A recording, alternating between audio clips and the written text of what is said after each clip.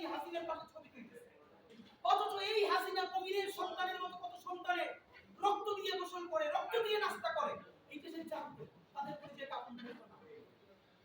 আমরা জানি আমাদের সামনে এত বড় ভয়াবহ অপরাধ ঘটেছে, আমরা এর বিচার চাইবো না?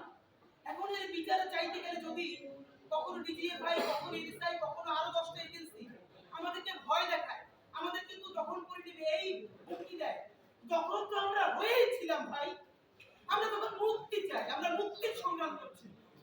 সেই মুক্তির সূচনাটা হয়েছে 24-এর ঐতিহাসিক গণ অভ্যুত্থানে। যতদিন না পর্যন্ত বাংলাদেশের জনগণের রাষ্ট্র কায়েম হবে, ততদিন পর্যন্ত মুক্তির লড়াই চলবে ইনশাআল্লাহ।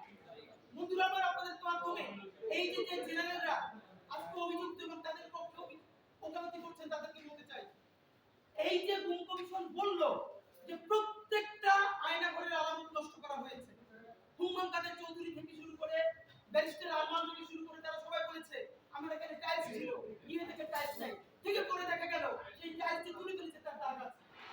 এরকম প্রত্যেকটা আয়না ঘরকে ভেঙে সুন্দর সুসজ্জিত ড্রয়িং রুম বানাইছে কারা? এটি কোন অভ্যুত্থানকারীরা বানাইছে? এটা আমাদেরকে বলে। নাম্বার 2, মেজর জেনারেল এডিজিএফ এর সাবেক প্রধান জিয়া, যিনি পালাইতে গিয়ে ধরা পড়ল।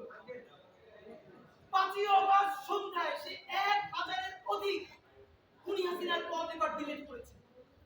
আপনি ভাবেন, এই 1000 কল রেকর্ড ডিলিট করা হয়েছে, এরপরে 2-4টা কল রেকর্ড সমস্ত আয়নাঘরকে পুড়িয়ে দেওয়া হয়েছে, এরপর সামান্য 2-একটা দাগ, সেইটা থেকে যে ডকুমেন্টারি করা গেল তা আমরা কেউ নিতে পারতেছি না।